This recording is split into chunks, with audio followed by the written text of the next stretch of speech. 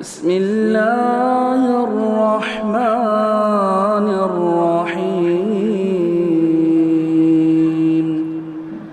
الحمد للہ نحمده ونستعینه ونستغفره ونؤمن به ونتوکل علیہ ونعوذ باللہ من شرور انفسنا ومن سیئات اعمالنا من يهده الله فلا مضل له ومن يضلل فلا هادي له واشهد ان لا اله الا الله وحده لا شريك له واشهد ان محمدا عبده ورسوله اما بعد فان خير الحديث كتاب الله وخير الهدي هدي محمد صلى الله عليه وسلم وشر الأمور محدثاتها وكل محدثة بدعة وكل بدعة ضلالة وكل ضلالة في النار.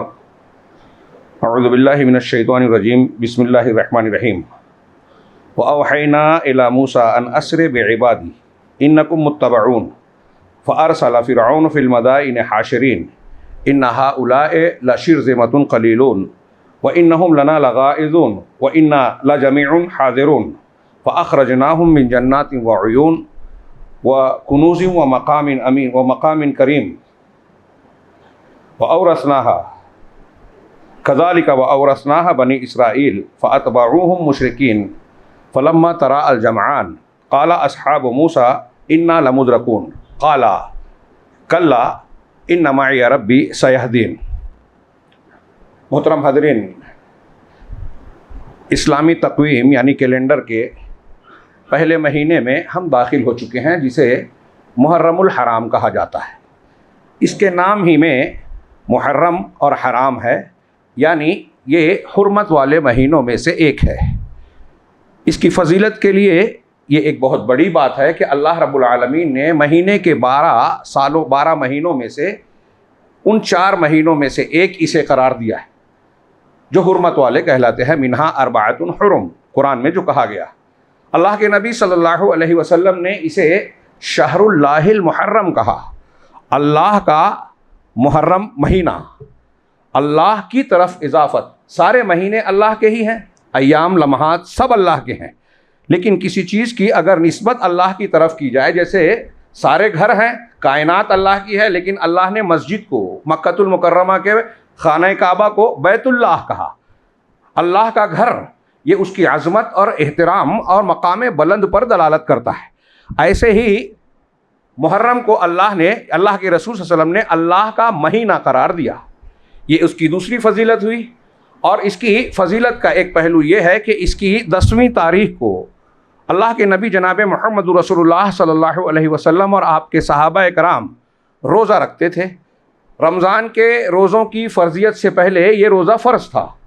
پھر جب رمضان کے روزے فرض ہوئے تو اس کو مستحب قرار دے دیا گیا. اللہ کے نبی صلی اللہ علیہ وسلم کا فرمان ہے کہ یہ عاشورہ کا روزہ جو ہے، یہ اب جو چاہتا ہے رکھے، جو چاہے نہ رکھے، یہ خیر ہے. اللہ کے نبی صلی اللہ علیہ وسلم کی یہ بھی حدیث ہے کہ مجھے امید ہے کہ عاشورہ کے ایک دن کا روزہ ایک آدمی کے پچھلے سال بھر کے گناہوں کا، جس میں گناہ صغیرہ ہیں، گناہوں کا کفارہ بن جاتا ہے. اللہ کے نبی صلی اللہ علیہ وسلم جب مدینہ تشریف لائے تو پتہ یہ چلا کہ یہود بھی اس دن کا روزہ رکھتے ہیں. آپ نے وجہ دریافت کی کہ آپ لوگ کیوں روزہ رکھتے ہیں. بتایا کہ یہ وہ خاص دن ہے جس دن اللہ تبارک و تعالیٰ نے حضرت موسیٰ علیہ السلام کو اور ان کے ساتھ بنی اسرائیل کو فرعون اور اس کے استبداد سے چھٹکارا دیا تھا. دریا میں راستہ بنا کر معجزاتی طور پر حضرت موسیٰ علیہ السلام اور ان کے ساتھیوں کو پار کرا دیا اور فرعون اور آل فرعون کو غرق کر دیا. یہ ایک غیر معمولی واقعہ اور غیر معمولی احسان تھا اللہ رب العالمین کا. اس کے شکرانے میں سیدنا موسیٰ علیہ السلام نے روزہ رکھا تھا، اللہ کا شکر ادا کرتے ہوئے. چنانچہ ہم موسیٰ کی پیروی میں ایسا کرتے ہیں. نبی پاک صلی اللہ علیہ وسلم نے فرمایا، نحن احق بموسیٰ منکم، ہم موسیٰ سے تمہارے مقابلے میں زیادہ تعلق والے ہیں، حقدار ہیں کہ آپ کا ساتھ نبھائیں. ہم بھی روزہ رکھیں گے. چنانچہ 10ویں تاریخ کا روزہ رکھنا نبی کریم صلی اللہ علیہ وسلم کی سنت ہے. لیکن آپ نے یہ بھی فرمایا کہ اگر آئندہ سال میں زندہ رہا تو 10ویں کے ساتھ 9ویں کا بھی روزہ رکھوں گا تاکہ یہود کی مخالفت ہو. تو 9ویں کا روزہ رکھنا یہود کی مخالفت کے لیے، 10ویں کا روزہ رکھنا سنت اور شکرانے کے طور پر اللہ کے احسان کو یاد کرنے کے لیے۔ یہاں یہ بھی پتہ چلا کہ یہود کی مخالفت ان کاموں میں بھی کی جائے گی جو اچھے ہیں، اچھے کاموں میں بھی، یعنی اگر کوئی کام ایسا ہے جس کا حکم انہیں بھی دیا گیا اور ہمیں بھی، تو تعداد میں تبدیلی کر دی جائے گی، شکل میں تبدیلی کر دی جائے گی۔ جیسے داڑھی وہ بھی رکھتے ہیں تو ہمیں کہا گیا کہ تم داڑھی کو چھوڑ دو اور مونچھ کاٹو، وہ مونچھ بھی چھوڑتے ہیں، یہ ایک مخالفت ہوئی۔ داڑھی سفید ہو جائے تو اس کو حنا کے ذریعے سے، مہندی کے ذریعے سے رنگو، کالے سے بچو، اسے رنگ کر یہود کی مخالفت کرو۔ یہ ایک مستقل قاعدہ ہے کہ یہود و نصارہ کی مخالفت کی جائے، لیکن ہمارے یہاں دوسرے بہت سارے امور کے ساتھ ساتھ نئے سال کے آغاز کے پر بھی یہود و نصارہ کی موافقت کی جاتی ہے۔ نئے سال کا جشن منانا، سالگرہ منانا، مبارکبادیں دینا، یہ اسلام کا طریقہ نہیں ہے، بلکہ ہمارے اسلاف تو دنوں کے گزرنے پر، نئے سال کے آنے پر روتے تھے، غور کرتے تھے کہ ہم نے پچھلے سال میں کتنی نیکیاں کم کی، کتنے گناہ کیے، ہماری زندگی کے یہ لمحات کم ہو گئے، ہم اپنی موت اور قبر سے قریب ہو گئے، ہم اپنے لیے زندگی کا کیا توشہ بنایا ہے ہم نے۔ تو ہمیں اس سنت کا لحاظ کرنا چاہیے۔ تو مختصر یہ کہ محرم الحرام حرمت والا مہینہ ہے، اللہ کا مہینہ ہے، اور 10ویں تاریخ کا روزہ رکھنا ہے۔ سنت کی اتباع میں 1 سال کا گناہ معاف ہوتا ہے، اور اگر کوئی اور یہود کی مخالفت میں 9ویں، اور ایک ضعیف روایت کے مطابق 9ویں کو کوئی نہیں رکھ سکا تو 10ویں کے ساتھ 11ویں کا رکھ لے تاکہ مخالفت ہو جائے۔ یہ محرم الحرام کی کل شرعی حیثیت اور فضیلت ہے اور کم نہیں ہے، اور اس اعتبار سے جب ہم روزہ رکھ رہے ہیں، یہ حرمت والا مہینہ ہے، تو حرمت والے مہینے کے اعتبار سے ہم پر کیا فرض بنتا ہے؟ دیگر مہینوں اور دنوں کے مقابلے میں ہم غلطیوں اور گناہوں سے زیادہ دور رہیں، زیادہ سے زیادہ نیکیاں کریں، یہ اس کی حرمت کا تقاضا ہے۔ یہ بات ہو گئی، لیکن اس کی شرعی حیثیت جو عاشورہ کی ہے، اس مہینے کے آغاز پر بہت سارے مسلمان ہی نہیں، غیر مسلموں کو بھی اسلام کے تعلق سے وہ میسج، پیغام اور شکل و منظر جاتا ہے جس کا تعلق اصلی اسلام سے ہے ہی نہیں۔ ہاں، واقعہ کربلا جو رسول اللہ صلی اللہ علیہ وسلم کی وفات یعنی دین کے مکمل ہونے کے 60 سال 61 سال کے بعد، 50 سال 51 سال کے 61 ہجری میں واقع ہوا، پیش آیا، اور اس کی آڑ میں حب آل بیت کا ڈھونگ رچا کر رافضیت کی دنیا نے تعزیہ داری، کربلا کے واقعات، عزاداری کی مجلسیں، نوحہ و ماتم اور ایسی بہت ساری چیزوں کو ایجاد کر دیا جس کا اسلام سے کوئی تعلق نہیں، بلکہ اسلام کی تعلیمات کے سراسر منافی ہے۔ اور اس مہینے کے آغاز یا سال کے آغاز میں ہم مسلمانوں کو جن چیزوں کو یاد کرنا چاہیے اسے یکسر پس پش ڈال دیا گیا۔ اکثریت، غیر مسلم تو چھوڑیے، مسلمانوں کی اکثریت اس مہینے کے یا سال کے آغاز میں وہ چیز سوچتی ہی نہیں، غور کرتی ہی نہیں، پڑھتی ہی نہیں جو پڑھنا چاہیے، جس کی تعلیم قرآن و حدیث دیتے ہیں، رسول اللہ صلی اللہ علیہ وسلم کی سیرت دیتی ہے۔ اس میں سے ایک تو یہ ہے کہ صحابہ کرام کے زمانے میں مسلمانوں کے لیے تقویم اور کیلنڈر کس چیز پر، کس بنیاد پر قائم کیا جائے، مشورہ ہوا، کسی اور مجلس میں اس پر گفتگو کروں گا۔ بہت سیرت کا سب سے اہم واقعہ ہجرت ہے، اس پر غور کرنا چاہیے۔ صحابہ کرام نے اسے منتخب کیا کہ اسلامی سال کی بنیاد یہ رہے، اس پر میں گفتگو کروں گا۔ آج جو گفتگو کرنی ہے ماہ محرم اور پھر حضرت موسیٰ علیہ السلام کے عظیم الشان قصہ، جس کے بارے میں اہل علم کہتے ہیں کہ قرآن کے قصوں میں یہ سب سے زیادہ عظمت والا، سب سے زیادہ عبرت والا قصہ ہے۔ وجہ علامہ ابن تیمیہ رحمہ اللہ کہتے ہیں کہ اس لیے کہ موسیٰ اور فرعون، ان دونوں کے درمیان آپ غور کیجئے کہ موسیٰ علیہ السلام نبوت، رسالت اور حق کے انتہائی اعلیٰ مقام پر، چوٹی پر۔ ایک تو نبوت و رسالت، اللہ تعالیٰ نے آپ کو کلیم اللہ بنایا، کلام کرنے والا۔ انبیاء بنی اسرائیل میں، بنی اسرائیل کے انبیاء میں سب سے زیادہ فضیلت والے نبی جناب محمد رسول اللہ صلی اللہ علیہ وسلم، اور حضرت ابراہیم کے بعد آپ کا مقام انبیاء اور رسولوں میں سب سے اونچا ہے، ان دونوں کے بعد تیسرے نمبر پر ہیں۔ اور آپ کے واقعات قرآن میں سب سے زیادہ تفصیل سے بیان کیے گئے ہیں۔ سب سے زیادہ بیان کرنے کا مطلب یہ کہ اللہ چاہتا ہے کہ ہم اس کو پڑھیں، اس سے عبرت حاصل کریں۔ یہ قصہ کہانی اور مذاق نہیں ہے، عبرت ہے۔ 136 مقامات پر قرآن مجید میں حضرت موسیٰ علیہ السلام کا تذکرہ ہے، 136۔ تو حضرت علامہ ابن تیمیہ کہتے ہیں کہ نبوت و رسالت اور حق کے اعلیٰ مقام پر چوٹی پہ حضرت موسیٰ ہیں۔ کیوں؟ نبوت ہے، رسالت ہے، کلیمی ہے، اللہ نے آپ سے کلام کیا براہ راست بغیر کسی واسطے کے، ایسا دوسرے انبیاء میں سے کسی شاذ کو ملا جیسے رسول اللہ صلی اللہ علیہ وسلم کو معراج کی شب، کسی اور کو نہیں ملا یہ مقام۔ اس کے بالمقابل فرعون تھا جو کفر اور عناد کے انتہا پر پہنچا تھا۔ عام طور سے آپ کفار کی کہانیاں پڑھیے، واقعات پڑھیے، تو اس میں الوہیت میں شرک ملے گا، ربوبیت کا انکار بہت کم ملے گا۔ فرعون اس کا بھی منکر تھا اور اپنے آپ کو رب اعلیٰ کہنے کا دعوے دار تھا۔ اللہ تبارک و تعالیٰ نے ان دونوں کا مقابلہ، حضرت موسیٰ علیہ السلام حق اور رسالت اور ربوبیت کا اثبات کرنے کے مقام پر تھے، فرعون کفر، عناد اور رسالت کا انکار اور ربوبیت کا انکار کرنے والا بھی تھا۔ یہ دونوں انتہا پر تھے، کوئی چھوٹی بات نہیں تھی، بہت بڑا معاملہ تھا۔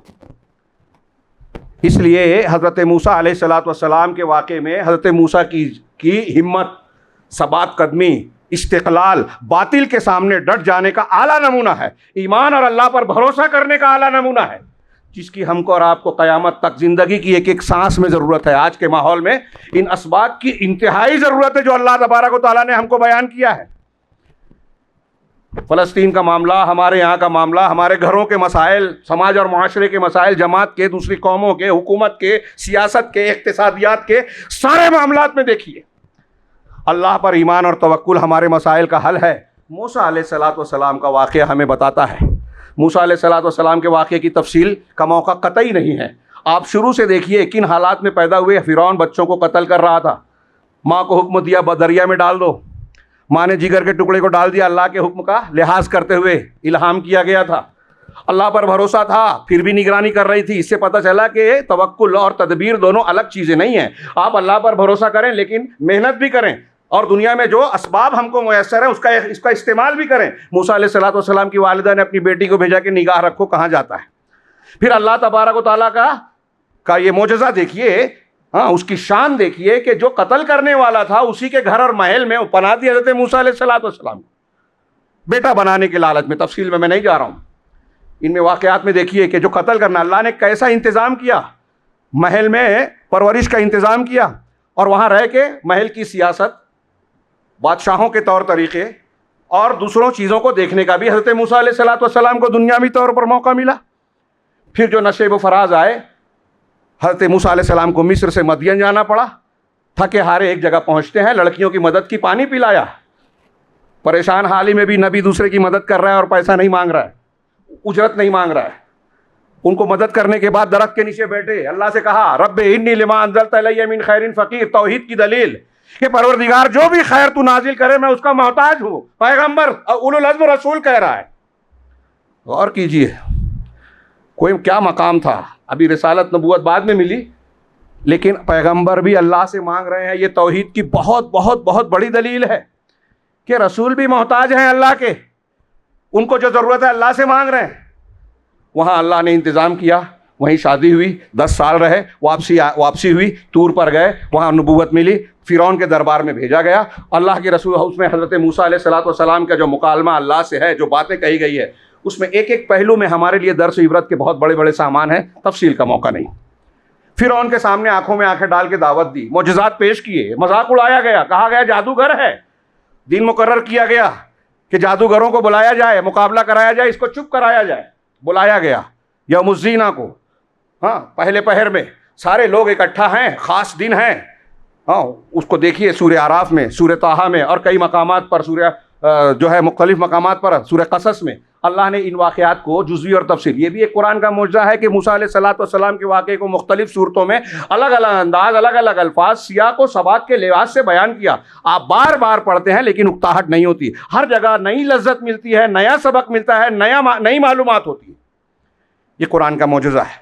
چنانچہ فرعون کے جادوگر فرعون سے کہتے ہیں کہ موسیٰ کو اگر ہم نے شکست دے دی تو ہم کو اجرت ملے گی، انعام ملے گا؟ کہا انعام ہی نہیں ملے گا، انکم من المقربین، تم مقربین میں سے، درباریوں میں سے ہو جاؤ گے، کرسی ملے گی دربار میں۔ یہ اپنے الفاظ میں آج کی سیاسی زبان میں کہہ رہا ہوں۔ لالچ میں تھے، مقابلہ ہوا، جادوگروں نے پہلے حضرت موسیٰ کے کہنے پر لاٹھیاں ڈنڈے ڈالے، سینکڑوں ہزاروں کی تعداد میں تھے، الگ الگ روایتیں ہیں۔ وہ جب لاٹھیاں ڈنڈے حرکت کرنے لگے، حرکت کرتے ہوئے نظر آئے، فَإِذَا حِبَالُهُمْ وَعِصِيُّهُمْ يُخَيَّلُ إِلَيْهِ مِنْ سِحْرِهِمْ أَنَّهَا تَسْعَىٰ۔ یہ موسیٰ علیہ السلام کے بارے میں قرآن کہہ رہا ہے کہ ان کی رسیاں، لاٹھیاں، ان کے لیے یہ خیال گزرا، ان کے جادو کے اثر سے پتہ چلا نبی پر بھی جادو کا اثر ہوتا ہے، قرآن کہہ رہا ہے۔ ان کے جادو کی وجہ سے موسیٰ کو یہ خیال ہوا کہ یہ لاٹھی ڈنڈیاں حرکت کر رہی ہیں، دوڑ رہی ہیں.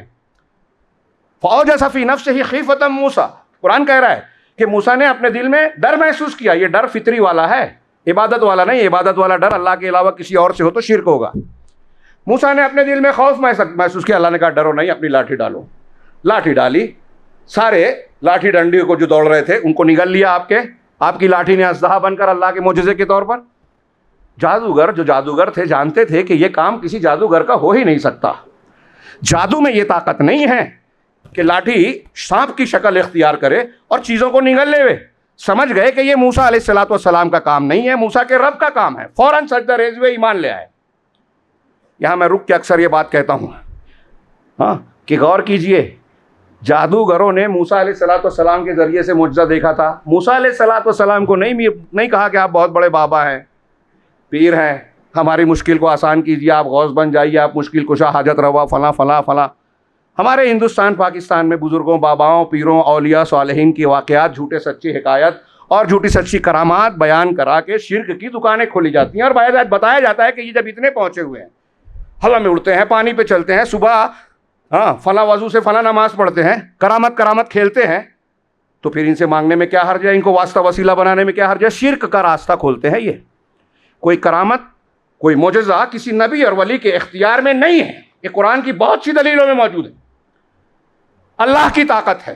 اور جادوگروں نے وہی مانا، سجدہ ریز ہوئے اور کہا آمنا برب موسیٰ و ہارون. ہم موسیٰ اور ہارون کے رب پر ایمان لے آئے. ہم ایمان لائے تو کوئی یہ نہ سمجھے کہ فرعون پر لا رہے ہیں، موسیٰ اور ہارون کے رب پر لا رہے ہیں. فرعون نے کہا ارے آمنتم قبل ان آذن لکم، میری اجازت سے پہلے تم ایمان لے آئے. انہ لکبیرکم الذی علمکم السحر، یہ تمہارا بڑا ہے جس نے تم کو جادو سکھایا تھا. کہ موسیٰ علیہ السلام پہلی مرتبہ مل رہے تھے، خود اسی نے جمع کیا تھا. یہ سیاسی لوگوں کے اس طرح کے بیان ہوتے ہیں، لیڈروں کے، بادشاہوں کے. اور یہ کہا کہ یہ مکر ہے، سازش ہے جو تم نے مل جل کر رچی ہے میرے خلاف. ہم کو آپ باپ دادا کے دین سے ہٹانا چاہتے ہو. میں تم کو سولی پر چڑھا دوں گا اور الٹی سمتوں سے ہاتھ اور پیر کاٹ دوں گا، ایک طرف کا ہاتھ ایک طرف کا پیر. جادوگروں نے کیا کہا؟ قابل غور بات ہے. اقضِ ما انتقاض، موسیٰ فرعون جو کرنا ہے کر لے، تو زیادہ سے زیادہ اس دنیا کی زندگی کا فیصلہ کرے گا. ابھی کچھ دیر پہلے، مقابلے سے پہلے فرعون سے اجرت چاہ رہے تھے، انعام چاہ رہے تھے، دنیا چاہ رہے تھے، اور اب دنیا کو قربان کرنے کے لیے تیار ہو گئے کہ موت بھی گلے لگانے کے لیے تیار ہے. ہم رب پر ایمان لے آئے. کیا اس میں ہمارے لیے سبق نہیں ہے کہ اگر آخرت پر، اللہ پر ایمان ہوگا تو بندہ آخرت کو ترجیح دے گا، دنیا کی قربانی دینے کے لیے تیار ہوگا، دین اور توحید اور عقیدہ بچائے گا. قرآن میں اس واقعے کے ذکر کے بعد عام طور سے پھر آخری واقعے کا تذکرہ ہے. میں نے عرض کیا کہ یہ جو انجام ہوا، یہ 10 محرم الحرام کو ہوا. اللہ تبارک و تعالیٰ نے فرعون کے استبداد سے موسیٰ علیہ السلام، اس کے بعد یہ جو جادوگروں کا واقعہ ہوا، موسیٰ علیہ السلام کی قوم پر بنی اسرائیل کا، قبطیوں کا، فرعونیوں کا ظلم بہت بڑھ گیا، بہت زیادہ. قرآن نے اس کا نقشہ کھینچا، کہا کئی مقام پر حضرت موسیٰ علیہ السلام کی قوم کے بارے میں کہا قَالَ سَنُقَتِّلُ أَبْنَاءَهُمْ وَنَسْتَحْيِي نِسَاءَهُمْ، کہ ہم ان کے بیٹوں کو قتل کریں گے، ان کی لڑکیوں کو زندہ رکھیں گے. یہ دوبارہ شروع میں بھی تھا اور اس جادو کے واقعے کے بعد بھی حضرت فرعون نے کہا وَإِنَّا فَوْقَهُمْ قَاهِرُونَ، ہم ان پر غالب ہیں، غلبہ رکھتے ہیں. تو موسیٰ کی قوم نے شکوہ شکایت کیا کہ ہم تو اور پریشانی میں مبتلا ہو گئے. حضرت موسیٰ نے ان کو تلقین کی. قَالَ مُوسَىٰ لِقَوْمِهِ اسْتَعِینُوا بِاللَّهِ وَاصْبِرُوا، کہ اللہ تعالیٰ سے مدد مانگو اور صبر کرو. پوری تقریر اور خطبے کا ایک جملہ ہے یہ، کاش کے موقع ہوتا. ہمارے جتنی بھی مصیبتیں ہیں، سیدنا موسیٰ علیہ السلام کا قرآن میں یہ جملہ، فرعون آج کل ہمارے یہاں دینی طور سے لوگ بولتے ہیں کہ اللہ سے مدد مانگو، تقوی اختیار کرو، صبر کرو تو اللہ مدد کرے گا. تو لوگ کہتے ہیں کہ ارے کیا معاملہ ہو رہا ہے، فلسطینیوں پر بم برس رہے ہیں، ہمارے گھروں پر بلڈوزر چل رہے ہیں، ہمارے ساتھ ایسا ہو رہا ہے، سیاسی طور پہ قوانین بن رہے ہیں، اور یہ مولوی صاحب بولتے ہیں کہ تقوی، صبر، ایمان. یہ مولوی صاحب نہیں بولتے، یہ قرآن بولتا ہے، یہ انبیاء بولتے ہیں. کیا اسباب تھے موسیٰ علیہ السلام کی قوم کے پاس؟ غلامی کی زندگی گزار کر بزدل ہو چکے تھے، نجات پانے کے بعد بھی کہتے تھے موسیٰ آپ اور آپ کا رب جائیں لڑیں، ہم یہاں بیٹھے ہوئے ہیں. اتنے بزدل تھے. ہم تو اتنے کمزور بھی نہیں ہیں. ہاں اللہ تبارک و تعالیٰ حضرت موسیٰ علیہ السلام ان کو کہہ رہا ہے کہ اللہ سے مدد مانگو، استعانت کرو، بزرگوں باباؤں فلاں اور فلاں کے در پہ مت جھکو، فلاں اور فلاں جگہ تمہارے مسائل کا حل نہیں ہے، اللہ سے مانگو. وَاصْبِرُوا، اور صبر کرو. ان الارض للہ یورثها من یشاء، زمین تو اللہ کی ملکیت ہے، مالک اللہ ہے، جس کو چاہے اس کا وارث بنائے. یورث من یشاء من عبادہ والعاقبۃ للمتقین. نوجوان، ہماری مائیں بہنیں، سب لوگ یہ جملہ اپنے دماغ میں لکھ لیں قرآن کا، کہ متقیوں کے حق میں ہی انجام ہوتا ہے. کوئی باطل کتنا بھی اچھل کود کر لے، کوئی آپ کے خلاف چال چل رہا ہے، سازش کر رہا ہے، غیبت کر رہا ہے، الزام لگا رہا ہے، مکر و فریب کر رہا ہے، آپ پریشان ہو جاتے ہیں. سیاسی طور پر، سماجی طور پر، گھریلو انداز میں، خاندانوں میں، ہر ایک کا کوئی نہ کوئی مخالف ہوتا ہے. یہ آزمائشیں ہیں. لیکن آپ یاد رکھیے کہ کسی کی دشمنی میں، کسی کے مقابلے میں آپ غلط راستے پہ مت جائیے، تقوی پر رہیے، نیکی پر رہیے. اللہ کا وعدہ ہے والعاقبۃ للمتقین، کہ نتیجہ انجام متقیوں کے حق میں ہوگا. قالوا، تو موسیٰ علیہ السلام کی قوم نے نبی سے کیا کہا؟ اوذینا من قبل ان تأتینا ومن بعد ما جئتنا. ارے موسیٰ، آپ کے آنے سے پہلے بھی ہم ستائے گئے، تکلیف اور اس اذیت میں مبتلا کیے گئے، اور آپ کے آنے کے بعد بھی مصیبت میں گرفتار ہے، پریشان کیے جا رہے ہیں. تو حضرت موسیٰ نے کہا قال عسى ربكم ان يهلك عدوكم، قریب ہے کہ تمہارا پروردگار تمہارے دشمنوں کو ہلاک کر دے ويستخلفكم في الارض فينظر كيف تعملون، اور تم کو زمین میں خلافت اور حکومت عطا کر دے تاکہ پھر دیکھے کہ تم عمل کیسا کرتے ہو. یہ بہت ہی انتہائی اختصار کے ساتھ میں نے موسیٰ علیہ السلام کی حیات کا اور اس ماحول کا ایک نقشہ کھینچنے کی کوشش کی، بہت اختصار سے. قرآن پڑھیے، اور ایک ایک جگہ پر مفسرین نے جو دروس و عبرت کے سامان، اسباق نکالے ہیں کہ چھوٹی چھوٹی باتوں سے ہمارے لیے کیا کیا درس نکلتا ہے، اس پر غور کیجیے. میں آخری حصے پر خاص طور سے توجہ دلانا چاہتا ہوں. اللہ تبارک و تعالیٰ نے قرآن میں کئی مقامات پر یہ ذکر کیا کہ جب فرعون کا ظلم انتہا درجہ بڑھ گیا، یہ کس لیے اللہ نے بیان کیا. موسیٰ علیہ السلام کے قصے کو تفصیل سے اور تکرار کے ساتھ ذکر کرنے کی ایک وجہ اہل علم نے یہ بھی بتائی کہ حضرت موسیٰ کی شریعت اور محمد رسول اللہ صلی اللہ علیہ وسلم کی شریعت، ان کی کتاب توریت اور ہماری کتاب قرآن، ان میں کافی مناسبت پائی جاتی ہے، حالات میں بھی کافی مناسبت پائی جاتی ہے. پھر حضرت موسیٰ علیہ السلام کا بنی اسرائیل سے جو معاملہ ہوا الگ الگ انداز میں، کہیں فرعون کے ساتھ معاملہ ٹکر ہو رہی ہے، کہیں قارون کا معاملہ ہے، حامان کا معاملہ ہے، ہاں کہیں حضرت خضر کے ساتھ آپ کا واقعہ ہو رہا ہے. ایسے ہی اور مختلف اصحاب سبت اور دوسرے لوگوں کے واقعات جو حضرت موسیٰ علیہ السلام اصحاب سبت کا الگ ہے. ہاں تو یہ تفصیلات جو ہیں یہ ہمارے لیے درس و عبرت کے مختلف پہلو پیش کرتے ہیں. اور ان واقعات میں ہمارے لیے امید ہے، راہ ہے کہ کتنی بڑی طاقت تھی فرعون کی، کتنے کمزور تھے بنی اسرائیل، اللہ نے انہیں محفوظ رکھا جب چاہا، جب انہوں نے دین پر اختیار توکل کیا اللہ پر. حضرت موسیٰ نے جب کہا کہ اللہ پر توکل کرو، سورہ اعراف میں تو کہا کہ ہم اپنے پروردگار پر توکل کرتے ہیں. تو جب توکل ہوگا، اللہ پر بھروسہ ہوگا، تو اللہ ثابت قدمی دے گا، مدد کرے گا، دشمن کو پامال کرے گا. اس میں ہمارے اور آپ کے لیے، قیامت تک کے مسلمانوں کے لیے، اہل ایمان کے لیے امید ہے. مختلف مصیبتیں، ٹریجڈیز اور عالمیات میں، پریشانیوں میں ہمیں ان واقعات سے عبرت و نصیحت ملتی ہے، حوصلہ ملتا ہے. ہمارے پاس کچھ بھی نہ ہو، ہاں یہ دیکھیے جو ابھی منظر آنے والا ہے، ہاں آخری حصہ، کہ جب یہ معاملہ ہو گیا، فرعون اور آل فرعون کا ظلم انتہا کو پہنچا، حضرت موسیٰ علیہ السلام اور ہارون علیہ السلام نے سورہ یونس میں ہے کہ بددعا بھی دے دی کہ اے اللہ، تو نے موسیٰ، فرعون اور اس کے سرداروں کو دنیا کی زینت اور اموال دے رکھے ہیں تاکہ لوگوں کو ہم گمراہ کریں.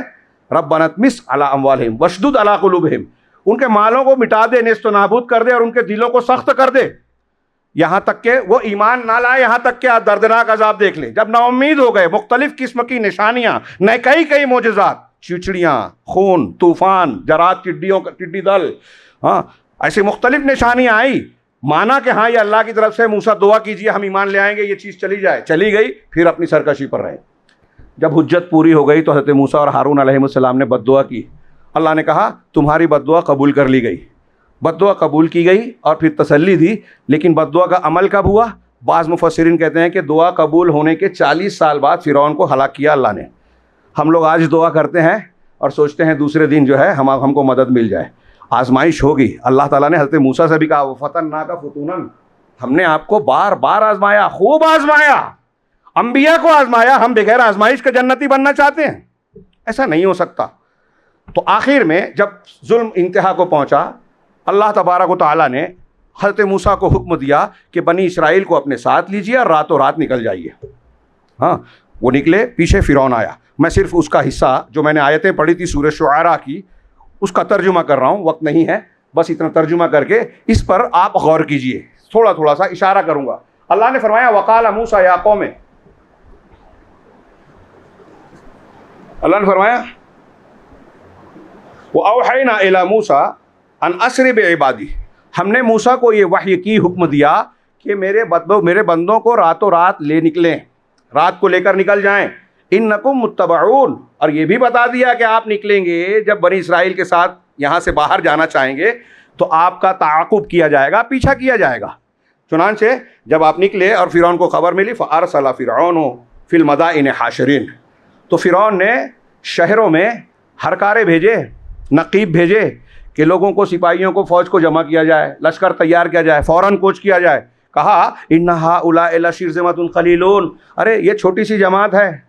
فرعون کے واقعے سے بھی، فرعون کے جملے سے بھی غور کیجئے کہ بنی اسرائیل کو وہ مختصر سی جماعت اور حقیر سا گروہ کہہ رہا ہے کہ ہم تو ان کو مسل کر رکھ سکتے ہیں. وَإِنَّا لَجَمِيعٌ حَاذِرُونَ، یہ وَإِنَّهُمْ لَنَا لَغَائِظُونَ، چھوٹی سی جماعت ہے، کمزور سے ہیں، ٹوٹے پھوٹے ہیں، پھر بھی ہمیں غصہ دلا رہے ہیں، ہمیں غضبناک کیے جا رہے ہیں. وَإِنَّا لَجَمِيعٌ حَاذِرُونَ، اور ہم بہت بڑی جماعت ہیں، سب اکٹھا ہیں، طاقت ہے بڑی، سپر پاور ہے وقت کی. ہاں، ہمارے پاس ایٹم بم ہے، آج کی زبان میں پہلے ہمارے پاس جو اس وقت کے جو بھی جدید ہتھیار تھے ان کے پاس موجود تھے. یہ نہتے تھے، بوڑھے بچے جوان سب اس میں شامل تھے. وَإِنَّا لَجَمِيعٌ حَاذِرُونَ، ہم سب کے سب اکٹھا ہیں، بڑی طاقت ہیں اور ہوشیار رہنے والے ہیں. یہ سوچ کر کہہ کر فرعون نے لشکر تیار کیا اور موسیٰ اور بنی اسرائیل کے پیچھے تعاقب میں لگ گئے. اللہ نے فرمایا فَأَخْرَجْنَاهُمْ مِنْ جَنَّاتٍ وَعُيُونٍ، دیکھیے کیسی تدبیر ہوئی کہ ہم نے ان کو باغات سے اور چشموں سے نکال دیا. جو باغات تھے ان کے سرسبز و شاداب، بڑی بڑی نعمتیں دولتیں تھیں، وہاں سے نکل گئے. وعیون، اور چشموں سے نکال دیا. وَكُنُوزٍ وَمَقَامٍ کریم، اور خزانوں سے وہ نکل پڑے. ہم نے انہیں نکال دیا خزانوں کے پاس سے، جو ان کی جمع پونجی اور بہت کچھ تھا دنیا کا سامان، سب سے نکال دیا. وَمَقَامٍ کریم، اور اچھے اچھے مقامات سے. کذالک، ایسا ہی اللہ کا فیصلہ اور تدبیر ہوتی ہے. ہاں، کفار کو، متکبرین اور سرکشوں کو سمجھ میں نہیں آتا. حکومت ملی ہے تو بڑے بڑے دعوے کرتے ہیں، ظلم کرتے ہیں، سمجھتے ہیں کہ ہماری حکومت ٹلے گی نہیں. وہ فرعون بھی یہی سوچتا تھا، آج کا فرعون بھی یہی سوچتا ہے. جس کو حکومت ملتی ہے وہ سمجھتا ہے کہ میں کسی پر کچھ بھی کر لوں، میرا کوئی کیا بگاڑ لے گا. ایجنسیاں میرے ہاتھ میں ہیں، پولیس میرے ہاتھ میں ہے، طاقت اور فوج میرے ہاتھ میں ہے، سب اختیارات ہیں، کون کیا کر لے گا. اللہ نے کہا کہ پہلے تو ان کو گھر بار سے نکالا، ان کے محلوں سے، خزانوں سے، مقامات اور باغات سے نکالا. پھر اس کے بعد کا کذالک وَأَوْرَثْنَاهَا بنی اسرائیل، اور پھر ہم نے بنی اسرائیل کو اس کا وارث بنا دیا. اب یہ ختم ہو گئے، بعد میں بنی اسرائیل بچے، تو لوٹے یا نہیں لوٹے اس میں الگ الگ تفصیل ہے، میں اس میں نہیں جاتا. وَأَوْرَثْنَاهَا بنی اسرائیل فَأَتْبَعُوهُمْ مُشْرِقِينَ، تو صبح تڑکے بالکل جب سورج نکل رہا ہے، صبح صبح سویرے سویرے انہوں نے ان کا پیچھا کیا، ان کے پیچھے لگ گئے. ہاں، اب پیچھے گئے. بنی اسرائیل بحر احمر کے پاس جا کر حضرت موسیٰ علیہ السلام کے ساتھ رکے ہوئے ہیں. آگے دریا ہے، سمندر ہے. پیچھے سے فرعون آیا. فلما، قرآن نے کہا نقشہ کھینچیے، دیکھیے. فلما ترا الجمعان، جب دونوں جماعتیں ایک دوسرے کے سامنے ہو گئی، ایک دوسرے کو دیکھ لیا. ترا، ایک دوسرے کو دیکھ لیا. موسیٰ علیہ السلام کی قوم بھی، بنی اسرائیل بھی دیکھ رہی ہے، اور فرعون کے لوگوں نے بھی. سامنے سامنا ہو گیا. جب دونوں نے ایک دوسرے کو دیکھ لیا، قال اصحاب موسیٰ انا لمدرکون. یہ بس اس پوائنٹ پر غور کیجئے. اصحاب موسیٰ نے کہا، موسیٰ علیہ السلام کے ساتھیوں نے کہا کہ ہم سب تو گھیر لیے گئے، دھر لیے گئے. جیسے آج مسلمان غزہ میں گھیرے ہوئے ہیں، غاصبین یہود کے پنجے میں، پوری دنیا کی سازشوں کے چکر میں، اور ہم اور آپ بھی گھرے ہوئے ہیں. احساس نہ ہو الگ بات. ہاں، فکری طور پر، ہاں، ثقافتی طور پر، تہذیبی طور پر ہمارے بچے، ہماری خواتین ارتداد، بے دینی، الحاد کے ان راستوں پر چل رہی ہیں جو یہود و نصارہ نے تیار کیا ہے. انہی راستوں کو اختیار کر رہی ہیں. ہمارا قرآن سے، شریعت سے، ہجرت کے اسباق سے، اس سے زیادہ تعلق بدعات سے ہے، خرافات سے ہے، مغربی تہذیب سے ہے، ان کے کلچر سے ہے، ان کی فکر سے ہے. اور ہمارے ہی مسلمان بچے، نوجوان اور نئی نسل اسلامی عقیدے اور ایمان کو حقارت کی نظر سے دیکھ رہی ہیں. یہاں دیکھیے کہ اللہ رب العالمین کس کی مدد کر رہا ہے، کس کو تباہ کر رہا ہے. موسیٰ کی قوم کہہ رہی ہے ہم گھیر لیے گئے. اس سے پہلے کہا تھا کہ آپ کے آنے سے پہلے بھی اور آپ کے آنے کے بعد بھی ستائے جا رہے ہیں. ہمارا بھی ایسا ہی دماغ ہے، شریعت پر اعتراض کرنا، شکوک و شبہات کرنا، اللہ کی مدد آئے گی کہ نہیں آئے گی، ہم دعائیں کر رہے ہیں قبول نہیں ہو رہی ہے، یہ غور نہیں کرتے کہ ہماری دعا قبولیت کے لائق ہے یا نہیں.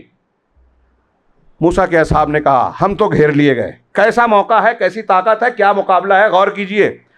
آج کے مسلمان اتنے کمزور نہیں ہیں. آج کے کفار اس دور میں فرعون کی جو حیثیت تھی اس سے کچھ زیادہ نہیں ہے.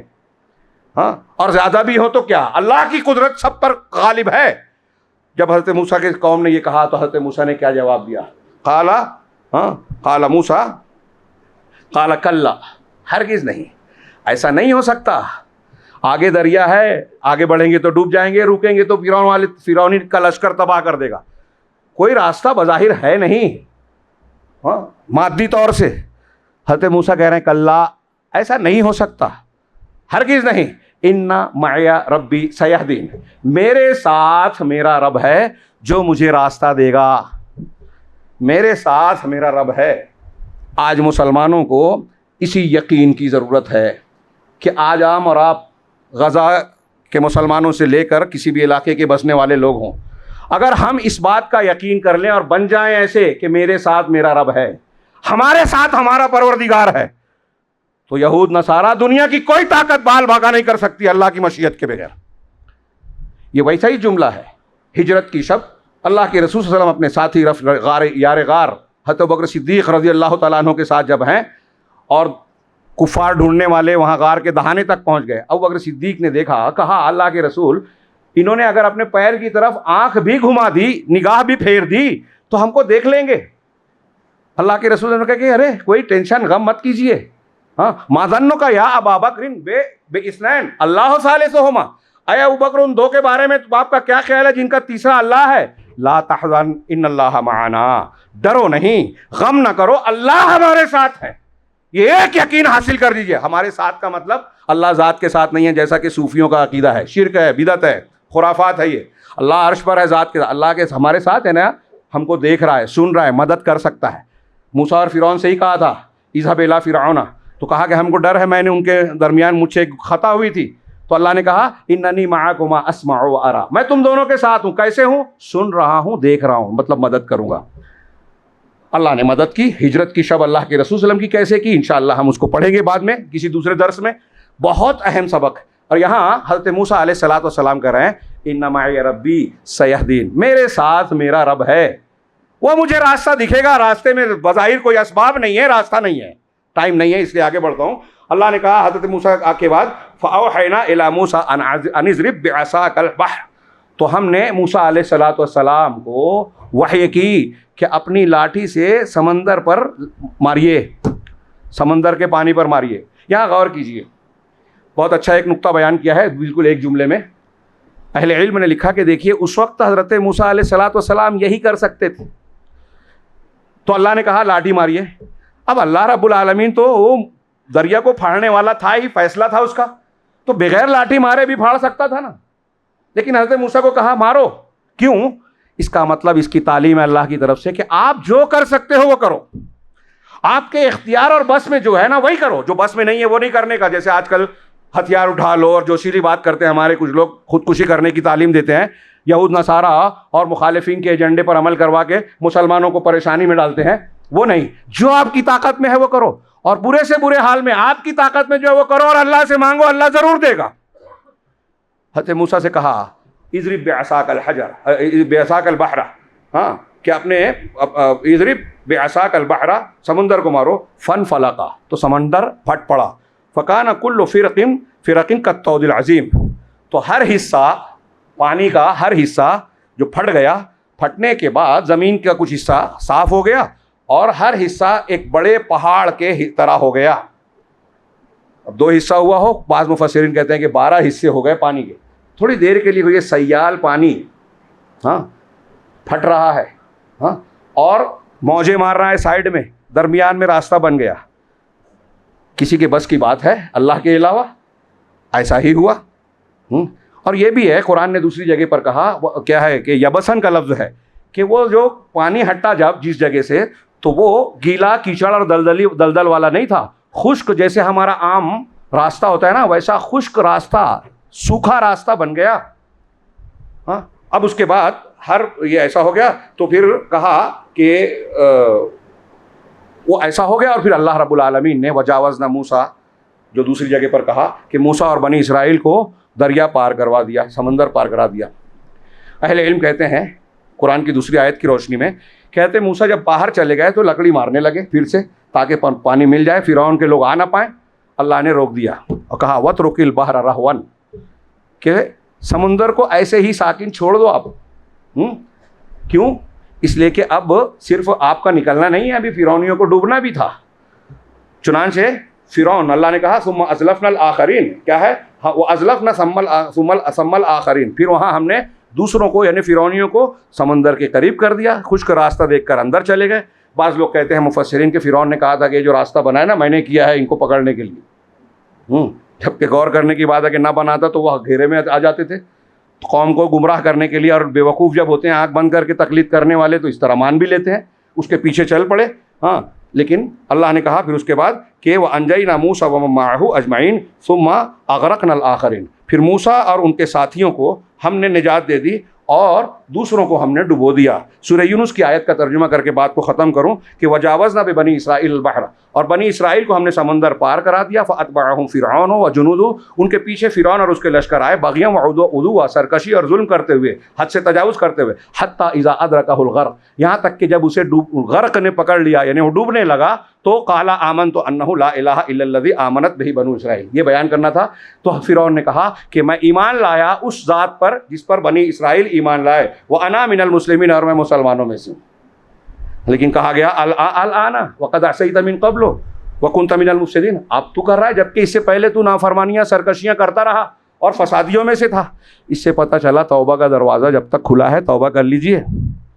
ہاں, وقت کا ہر فرعون جب انجام کو پہنچتا ہے, جب تک طاقت رہتی ہے تو گھمنڈ میں رہتا ہے, اہنکار ہوتا ہے, اور جب ٹوٹتا ہے تو توبہ کرتا ہے, لیکن جب توبہ کا دروازہ بند ہو جاتا ہے تو موت کے آثار آنے سے پہلے توبہ کر لیجئے. ہاں, اس کے بعد توبہ قبول نہیں ہوتی. فَالْيَوْمَ نُنَجِّيكَ بِبَدَنِكَ لَتَكُونَ لِمَنْ خَلْفَكَ آیَةً, آج میں تمہارے بدن کو نجات دینے والا ہوں تاکہ آپ, کیا کہ تو ہے فرعون, اپنے بعد والوں کے لیے نشانی بن جائے. وَإِنَّ كَثِيرًا مِنَ النَّاسِ عَنْ آیَاتِنَا لَغَافِلُونَ, اور بہت سے لوگ ہماری آیتوں سے غفلت میں ہیں. فرعون کو دعویٰ تھا میں رب اعلیٰ ہوں, اللہ نے بطور خاص اس کی لاش کو سیو کیا, دریا سے باہر پھینکوایا محفوظ, تاکہ لوگ دیکھ لیں کہ جو اپنے آپ کو الہ اور رب کہتا تھا اس کا انجام یہ ہے. الہ اور رب تو وہ ہے جو ہمیشہ رہنے والی ذات ہے رب العالمین کی.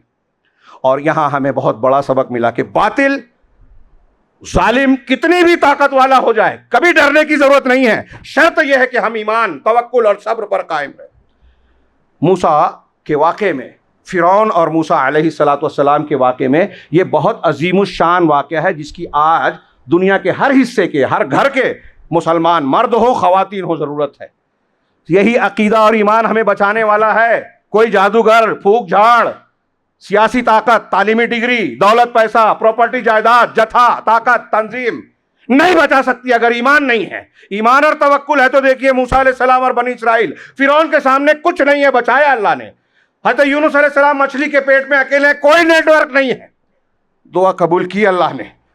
یہ یقین پیدا کیجئے. اللہ رب العالمین سے دعا ہے کہ وہ ہمیں صحیح دین کو سمجھنے اور اسے اپنی زندگیوں میں اختیار کرنے کی توفیق عطا فرمائے, اور اس کی برکت سے دنیا اور آخرت میں ہر فتنے سے بچاتے ہوئے ہمیں کامیابی سے ہمکنار کرے. ہم سب کو جنت الفردوس میں جیسے ہم یہاں اکٹھے ہیں وہاں بھی اکٹھا فرمائے. اقول قولی ھذا واستغفر اللہ لی ولسائر المسلمین. بارک اللہ لنا ولکم فی القرآن المجید ونفعنا وإیاکم بالآیات والذکر الحکیم. انہ تعالی جواد کریم ملک بر رحیم.